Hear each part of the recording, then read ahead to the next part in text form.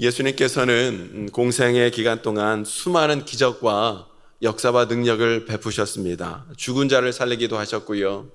병든 자를 고쳐주셨고, 또 물 위를 걸으시고, 물로 포도주를 만드시고, 오병이어의 기적을 행하시고, 수많은 기적과 능력을 행하셨는데, 예수님께서 이렇게 수많은 기적과 능력을 행하신 이유는 물론 우리의 삶의 문제를 고치시고 회복시키시기 위하여 그 많은 능력을 행하신 것도 있지만, 보다 더 궁극적인 이유는 예수님이 누구이신지, 예수님이 어떤 분이신지를 알려주시기 위하여 그 모든 능력과 기적을 행하셨다는 것이에요.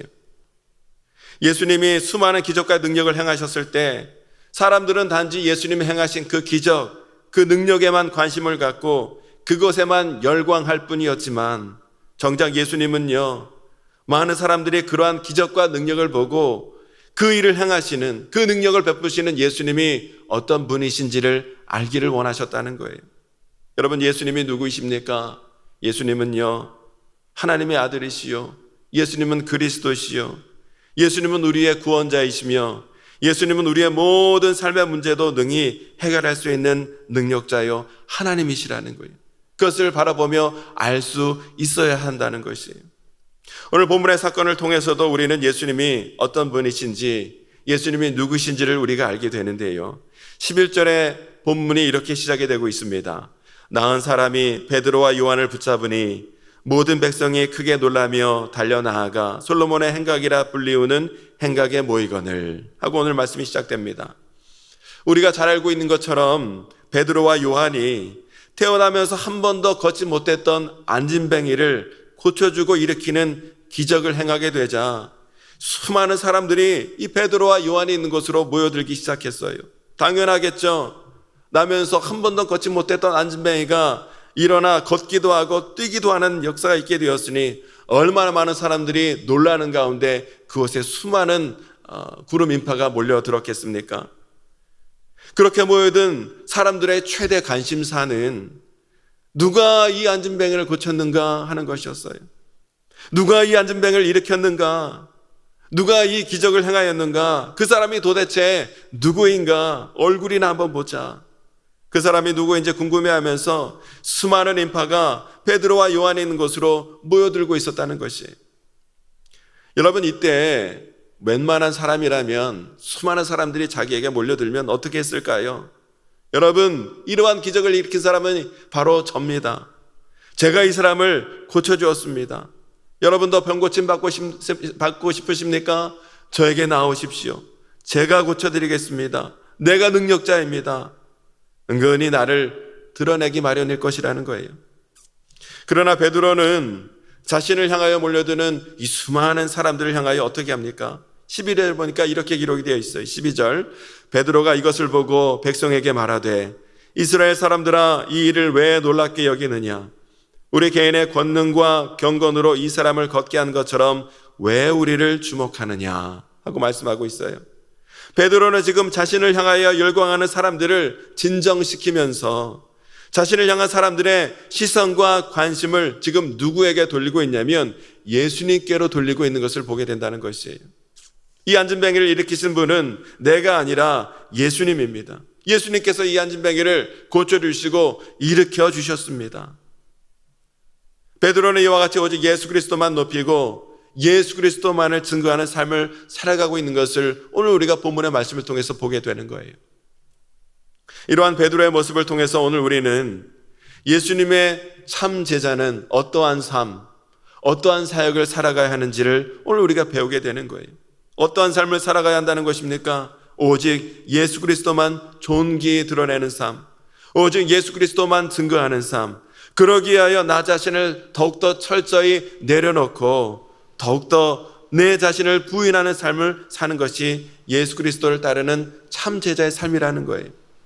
마태복음 16장 24절에서 예수님은 이렇게 말씀하셨습니다. 이에 예수께서 제자들에게 이르시되 누구든지 나를 따라오려거든 자기를 부인하고 자기 십자가를 지고 나를 따를 것이니라. 아멘.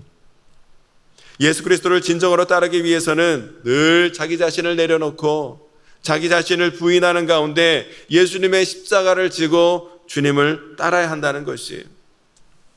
그러나 여러분, 나를 내려놓고 내 자신을 부인하는 것 결코 쉬운 일이 아니라는 것이지요. 육신을 가지고 있고 감정을 가지고 있고 욕심을 가지며 살아가는 인간이 내 자신을 내려놓고 내 자신을 부인하며 살아가는 것 결코 쉬운 일이 아니라는 거예요. 더구나 뭔가 잘 되는 일이 있고 뭔가 잘하는 일이 있어서 많은 사람들이 나를 주목하고 나를 칭찬하고 내 인기와 명예가 높아지게 될 때, 이때 나를 내려놓고 나를 부인하는 삶을 살아가는 것 더더욱 쉽지 않은 일이라는 것이죠. 선천적으로 사람은요, 다른 사람들의 관심과 이목을 받고 칭찬과 친송을 들으면 아닌 척하면서도 은근히 마음이 우쭐해지고 교만해지기 마련이라는 거예요.